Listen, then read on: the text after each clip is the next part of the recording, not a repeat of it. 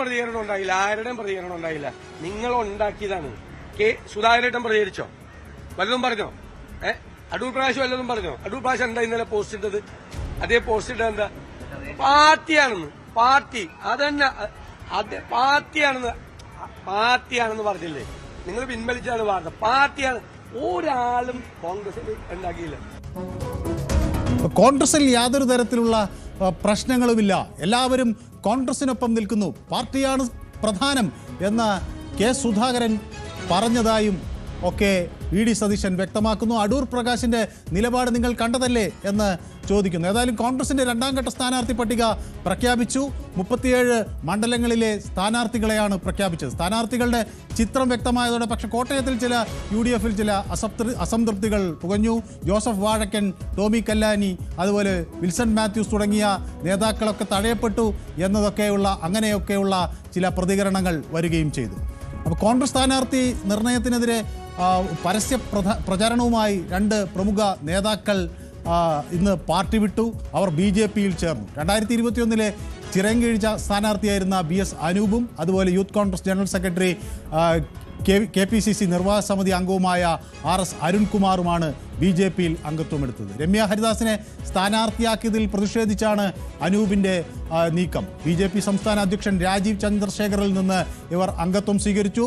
ഇരുവരും ചിറയൻകീഴിലും ചടയമംഗലത്തും NDA സ്ഥാനാർത്ഥികളായി മത്സരിക്കും എന്നൊക്കെയാണ് വിവരങ്ങൾ പുറത്തുവരുന്നത്. അപ്പോൾ കോൺഗ്രസിൽ പലതരത്തിലുള്ള അസംതൃപ്തികൾ ഉണ്ട് എന്നതിൻ്റെ സൂചനയാണ് അത്. ഏതായാലും എന്നോടൊപ്പം ഈ വിഷയം ചർച്ച ചെയ്യാൻ ഒരു മുതിർന്ന മാധ്യമപ്രവർത്തകൻ K ഷാജി കൂടി ചേരുന്നുണ്ട്. ശ്രീ K ഷാജി, എല്ലാം അവസാനിച്ചു, ഇതൊക്കെ മാധ്യമങ്ങളുടെ സൃഷ്ടിയാണ് എന്നാണ് വി ഡി സതീശൻ പറയുന്നത്. ഇതെല്ലാം മാധ്യമ സൃഷ്ടിയായി മാത്രം എഴുതിത്തള്ളാൻ കഴിയുമോ?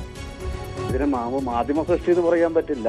ഇതൊരു കോൺഗ്രസിന്റെ ഒരു സംസ്കാരത്തിന്റെ ഭാഗമാണ്. എല്ലാ കാലത്തും കേരളത്തിൽ സ്ഥാനാർത്ഥി നിർണയവുമായിട്ട് വലിയ തർക്കങ്ങൾ ഉണ്ടാവുന്നു, വലിയ ഡ്രാമകൾ ഉണ്ടാവുന്നു. അപ്പൊ മുൻകാലങ്ങളെ അപേക്ഷിച്ച് കുറച്ച് കുറവുണ്ട്. കാരണം നമ്മൾ ഇതിനേക്കാൾ കൂടുതൽ പ്രതീക്ഷിച്ചതാണ്. ഇത്രയൊക്കെ ഉണ്ടാവുന്നുള്ളൂ എന്നുള്ളതാണ്. അപ്പൊ സുധാകരന്റെ കാര്യത്തിൽ തന്നെ വലിയ ഒരു അപ്പൊ സതീശന്റെ ഈ വാദം ഇതൊക്കെ മുമ്പ് ഉണ്ടാകുന്നതാണ്, പക്ഷെ ഇത് കുറഞ്ഞു, അതാണ് നിങ്ങൾ മനസ്സിലാക്കേണ്ടതാണ്. അപ്പൊ അത് ഒരു ശുഭസൂചനയാണോ ഷാജി? അല്ല, ഇതൊരു ശുഭസൂചന എന്നതിന്റെ അപ്പുറം കോൺഗ്രസിന് എല്ലാ കാലത്തും ഇതിനൊക്കെ തന്നെയായിരുന്നു. അത് മാറിക്കഴിഞ്ഞാൽ പിന്നെ കോൺഗ്രസ് ഉണ്ടല്ലോ. കോൺഗ്രസിന് വരുന്ന പ്രത്യേകിച്ച് അടുത്ത വർഷത്തെ പോലുള്ള അല്ലെങ്കിൽ BJP പോലുള്ള പാർട്ടികളെ പോലെയല്ല കോൺഗ്രസ് എന്ന് പറയുമ്പോൾ അതിന് വരുന്ന ഏതാണ്ട് എല്ലാവരും നേതാവാകാനും ഇലക്ഷന് മത്സരിക്കാനും ഒക്കെ വേണ്ടി തന്നെയാണ് വരുന്നത്. അപ്പൊ അവസരം കിട്ടാതെ ആകുമ്പോൾ സ്വാഭാവികമായിട്ടും ആളുകൾ നിരാശപ്പെടും, അവർ മറ്റു സ്ഥലങ്ങളിലേക്ക് ചാച്ചാടിക്കൊണ്ടിരിക്കും. അപ്പോൾ സ്വാഭാവികമായി ഇനിയും വിസ്മയങ്ങൾ നമ്മൾ പ്രതീക്ഷിക്കേണ്ടതുണ്ടോ? അതിനകത്തിപ്പോ എനിക്ക് തോന്നുന്നത് സതീശന്റെ ഒരു ആഗ്രഹം പറഞ്ഞു എന്നുള്ളതല്ലാതെ ഈ വിസ്മയങ്ങളൊക്കെ ഇനിയും തുടർന്നുകൊണ്ടിരിക്കും. കാരണം ഒരുപാട് ആളുകൾ അസംതൃപ്തരാണ്. പിന്നെ എല്ലാവർക്കും ആഗ്രഹം എന്താ, ഇലക്ഷന് മത്സരിക്കുക, MLA ആവുക, പറ്റിയാൽ ഭരണം കിട്ടുകയാണ്. കാരണം 10 വർഷത്തെ ഒരു നീണ്ട കാലാവധിക്ക് ശേഷമാണ് കോൺഗ്രസിന്റെ മുന്നിൽ ഒരു ഭരണ സാധ്യത തെളിയുന്നത്. അപ്പൊ അങ്ങനെ വരുമ്പോൾ എല്ലാവർക്കും മത്സരിക്കണം, കഴിയുന്നത്ര ആളുകൾക്ക് മന്ത്രിയാവണം, അത് നല്ല വകുപ്പ് കിട്ടണം.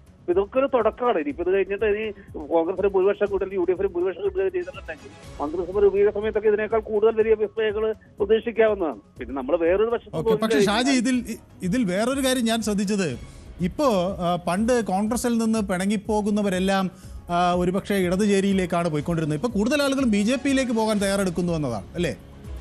അല്ലെങ്കിൽ CPM-ൽ നിന്നൊക്കെ കോൺഗ്രസിൽ നിന്ന് മാത്രമല്ല, ഇപ്പൊ CPM-ൽ നിന്ന് പോലും ഒരുപാട് ആളുകൾ നമ്മൾ വിചാരിക്കാത്ത ലെവലിൽ BJP-യിലേക്ക് പോയിക്കൊണ്ടിരിക്കുന്ന ഒരു കാലഘട്ടമാണ്. അപ്പൊ അതിനകത്ത് ആളുകളുടെ ഒരു ഓപ്ഷൻ എന്ന് പറയുന്നത് ഇപ്പൊ LDF UDF അപ്പുറത്തുള്ള ഒരു പാർട്ടിയിലേക്ക് പോകുന്നതിന് ആളുകൾക്ക് ബുദ്ധിമുട്ടൊന്നുമില്ല.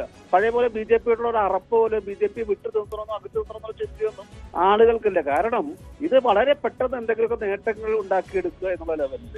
അപ്പൊ ഇവിടെ ഒരു അവസരം നിഷേധിക്കപ്പെട്ട് കഴിഞ്ഞാൽ അപ്പുറത്ത് എന്തെങ്കിലും പെട്ടെന്ന് കിട്ടണം എന്നുള്ള ഒരു ചിന്ത ആളുകൾക്കുണ്ട്. അപ്പൊ പഴയ പോലെ ഐഡിയോളജിയുടെ മുകളിലോ മതനിരപേക്ഷതയെ കുറിച്ച് പറഞ്ഞുകൊണ്ടോ ആശയങ്ങളുടെ മുകളിലൊന്നല്ലോ ആളുകൾ മാറുന്നത്. കൃത്യമായിട്ട് സീറ്റ് കിട്ടാത്തതിന്റെ മുകളിലാണ്. സീറ്റ് തന്നാൽ ഞാനിവിടെ നിൽക്കും, അല്ലെങ്കിൽ സീറ്റ് കിട്ടിയാൽ ഞാൻ അപ്പുറത്ത് പോകും. ഇപ്പൊ CPI നേതാക്കന്മാര് അങ്ങനെ പോയ ആളുകളുണ്ട്, MLA അടക്കമുള്ള ആളുകളുണ്ട്. അപ്പൊ ഇതൊരു പുതിയ കാലത്തൊരു പുതിയൊരു ട്രെൻഡാണ്. ഇതൊരു സാംക്രമിക രോഗം പോലെ മുന്നണികൾക്ക് അതീതമായിട്ട് ഭാഗ്യാന്വേഷികളുടെ എണ്ണം കൂടിക്കൊണ്ടിരിക്കുക. അപ്പൊ ഈ ഭാഗ്യാന്വേഷികളായ ആളുകൾക്ക് പ്രത്യേകിച്ച് ഒരു സ്ഥലത്ത് നിൽക്കണമെന്നില്ല, അവർ എവിടെ വേണമെങ്കിലും പോകും. വളരെ ഐഡിയോളജി ഒരു പ്രശ്നമല്ല. ഐഡിയോളജിക്ക് വേണ്ടിയിട്ടല്ലോ ഈ മാറ്റങ്ങള്. പക്ഷേ എൻ്റെ ഒരു കാര്യം കൂടി ഞാൻ ഷാജിയോട് ചോദിക്കട്ടെ. ഇവിടെ ഇതിപ്പോൾ സ്ഥാനാർത്ഥി നിർണയം കഴിഞ്ഞ് തെരഞ്ഞെടുപ്പ് കഴിഞ്ഞ് നാമനിർദ്ദേശ പത്രികയൊക്കെ സമർപ്പിച്ച് കഴിയുമ്പോഴേക്ക് ഈ പ്രശ്നമൊക്കെ ഏറെക്കുറെ അവസാനിച്ച് ഒരു ഇക്വിലിബ്രിയത്തിലേക്ക് കാര്യങ്ങൾ എത്തുമോ? അതോ കോൺഗ്രസിനെ ഈ തെരഞ്ഞെടുപ്പിൻ്റെ അവസാന നിമിഷം വരെ ഇത് വേട്ടയാടിക്കൊണ്ടിരിക്കുമോ?